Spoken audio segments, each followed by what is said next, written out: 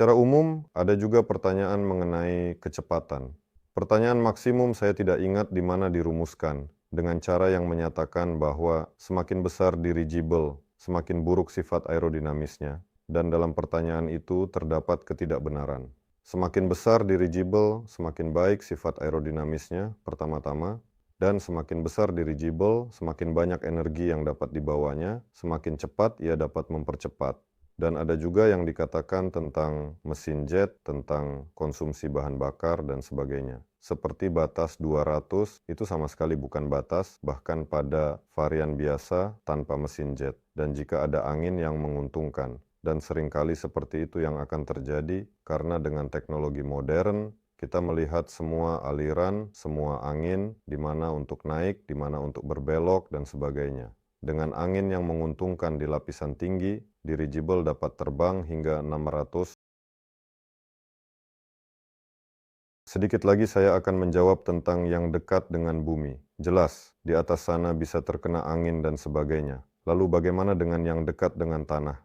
Pada dirigible generasi pertama yang kami rencanakan, sudah ada kecepatan hingga 170 km per jam, hingga 120 pada perangkat yang lebih kecil, 150 pada yang sedang, dan 170-180 pada yang lebih besar. Dan sebenarnya ini adalah kecepatan yang cukup baik. Dan pernyataan bahwa dirigible modern terbang maksimum 60 km per jam.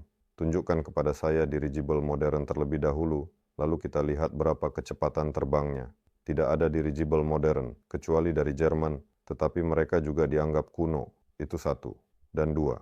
Pertanyaan tentang kecepatan maksimum jauh dari selalu menjadi pertanyaan terpenting. Memindahkan suatu komponen besar, seperti turbin angin yang sudah dirakit, saluran listrik tegangan tinggi, dan secara umum menyelesaikan tugas yang tampaknya tidak mungkin. Kecepatan tidak penting. Jika perlu menciptakan konektivitas antara wilayah yang sebelumnya tidak terhubung, kecepatan tidak penting. Jika ini berkaitan dengan penyelesaian masalah industri atau teknis, sekali lagi yang penting bukanlah kecepatan, tetapi siklus, prediktabilitas, dan sebagainya. Seluruh proses teknologi disesuaikan untuk ini. Bahkan untuk pergerakan pribadi, meskipun dengan kecepatan 60 km per jam, Anda harus memahami bahwa kecepatan dari titik A ke titik B secara langsung lebih tinggi. Cukup cari tahu kecepatan rata-rata mobil di kota, kecepatan rata-rata mobil saat berpindah dari kota ke kota, dan kecepatan rata-rata perjalanan dengan kereta. Anda akan terkejut bahwa kecepatan rata-rata di sana mencapai 30 km per jam, bahkan kurang dari 20.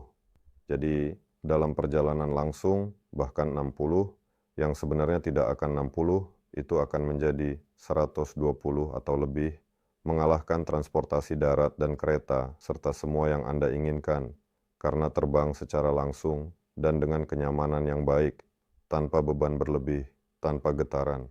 Kecepatan sudah lebih dari cukup, dirigible itu sendiri menyediakan. Inilah fungsi untuk berpindah dari titik E ke titik B secara langsung, dengan cara yang sangat efisien. Tanpa jalan, tanpa koridor, tanpa jalur kereta api, tanpa lapangan terbang, mereka hanya perlu kecepatan untuk dapat mengalahkan semua yang ada. Misalkan, situasinya, sekarang akan dimulai perbandingan dengan pesawat. Anda membawa penumpang, sekarang lebih lambat atau Anda membawa barang, lebih lambat? Tidak, lebih cepat. Dirigible dapat mengambil barang dari pabrik dan langsung mengantarkannya ke gudang. Dan jika kita mengambil pesawat yang sama, pertama truk akan datang untuk memuat, kemudian pergi dengan kecepatan rata-rata 20 km per jam ke bandara terdekat, lalu semua ini harus dipindahkan, dimuat ke pesawat. Pesawat lepas landas, mendarat, dan harus dibongkar.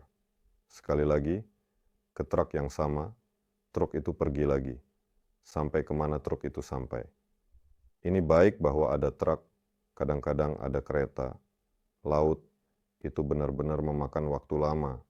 Jadi, kemungkinan besar kecepatan rata-rata dirigible akan cukup dan melebihi semua solusi logistik yang ada saat ini.